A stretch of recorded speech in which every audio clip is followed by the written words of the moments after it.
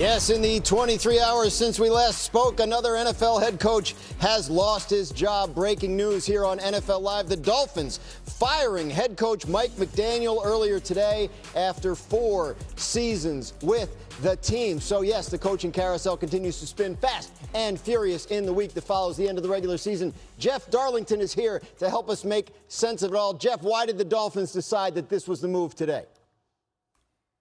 Well, Dan, I know many people thought that Mike McDaniel would retain his job. He felt like he was going to retain it as of Monday. He met with Steve Ross on Tuesday, though. Ross came away from that meeting still appreciative and respectful toward McDaniel. I'm told that he really appreciates McDaniel. He thinks that he is offensively brilliant. He believes that he's a great guy, but ultimately he just walked away from it feeling like it wasn't the right decision to keep him. He used the term status quo, wanting to avoid status quo. Now, I am told that Mike McDaniel was certainly surprised by this news, but ultimately the Dolphins deciding that they're going to both hire a new general manager and a new head coach. All right, so connecting dots, something else happened on Tuesday in the NFL besides the Stephen Ross, Mike McDaniel meeting, and that was the firing of John Harbaugh from the Baltimore Ravens. So what are the realistic possibilities of a Harbaugh and Miami Dolphins marriage? Okay, so a lot to unpack here. Let's address the elephant in the room. Did the Dolphins fire Mike McDaniel so that they could hire John Harbaugh? Now, I am told, and again, let me explain this, that is not the case, that McDaniel's firing was independent of Harbaugh's availability, that it happened as a result of that meeting and ultimately as a result of the continued toiling that Ross was going through when it came to the head coach. Now, we looked to today for hints. The team is interviewing 3 candidates in-house today. They interviewed interim general manager Champ Kelly yesterday, and now they've got 3 in-house today. One of those names is Chad Alexander. Alexander is very close with the Harbaugh brothers, including John Harbaugh, and it is believed that Alexander and Harbaugh would potentially reunite if he were to get a GM job. All that being said, I'm also told the Dolphins have not made that decision on a GM, that they are expected to make the decision in the next 24 hours. I understand it is hard for people to digest the idea that they could hire one of these other GMs without even approaching John Harbaugh. But at this point, they believe that if they're going to go down that road, it's going to be because of the general manager they hire. That is currently where we stand.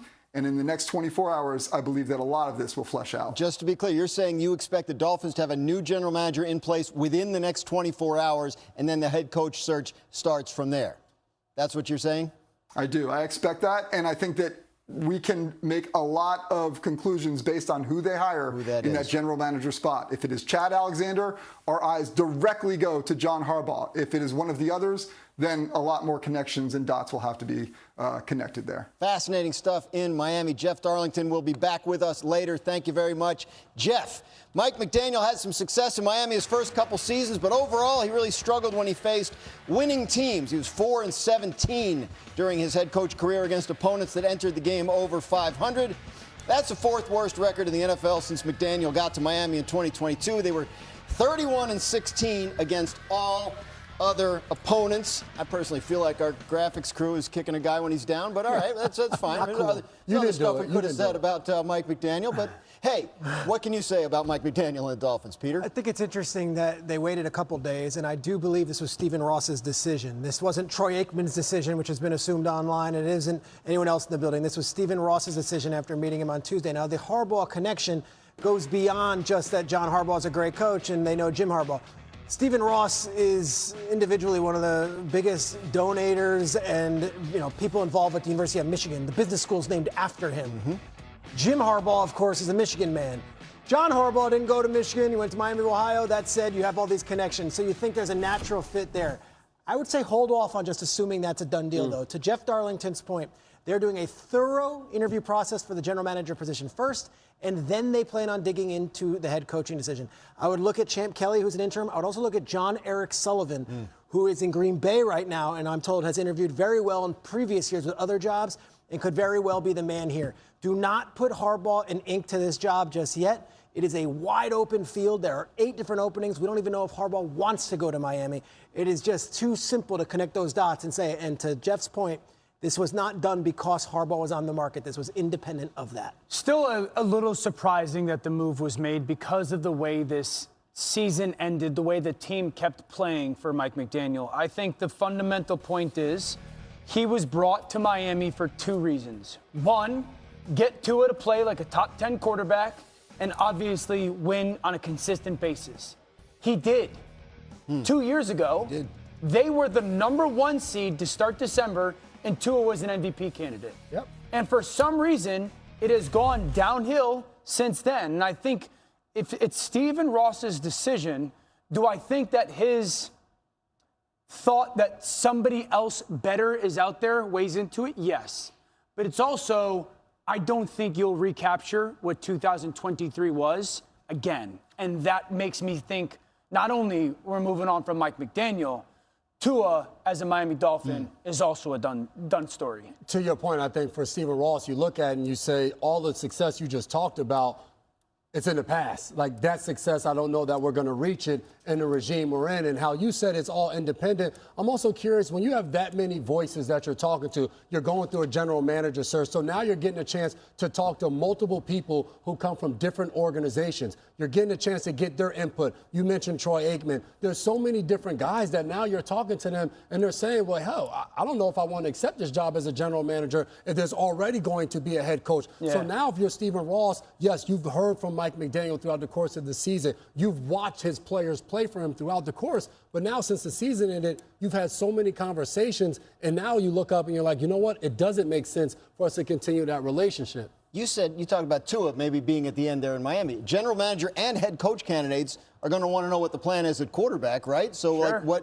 How does that factor in here? I would imagine, well, it's a great question. I would imagine that the general manager has to present to the owner a very clear plan of, okay, I do not believe they're going to keep Tua.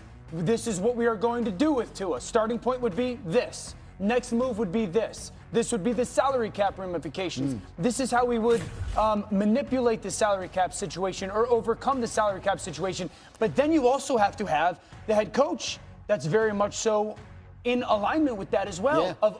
All right, that's how we're going to do it. Because if you move on from Tua now, and I do think they're going to, there is going to be some significant cap hit there that will financially hinder your team's ability.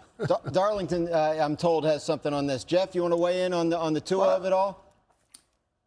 I would just say that I think Mike McDaniel was held in higher regard at this point within the organization than Tua Tagovailoa. So that, to me, speaks highly. Now, the difference, of course, is Mike McDaniel doesn't count against the salary cap. Yes. And Tua Tagovailoa does. But I can also tell you this organization looks to what the Denver Broncos did with Russell Wilson, and they say it can be done.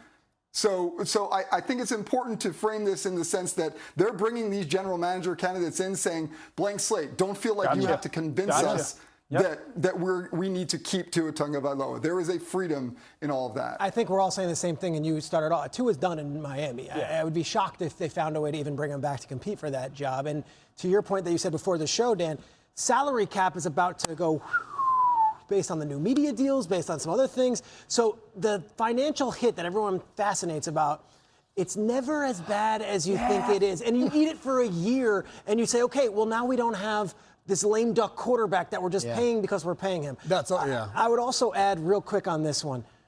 Mike McDaniel was beloved in that building from ownership on down and was a player's coach and all this thing. A lot of times when we see this, we see a complete swing the other way. I wouldn't be shocked, and I know Flores was the extreme of this, but I wouldn't be shocked if you see more of a disciplinarian and someone with more of a hard driving approach than maybe Mike had. Yeah. No, to your point, listening to all of that, and yes, there is the Tua part of it, but as you move forward and you're trying to figure all of these things out, the general manager is going to have the say of deciding who the head coach, and then you're moving in that direction. Right now, you have no idea. That should be the plan. Like, that's why you move on from the head coach and the general manager in the same swoop. Jeff says they're going to have a GM in place pretty soon, so we should be able to start putting some of these pieces together. We are 2 days away, by the way, from the start of Wild Card Weekend. 6 games across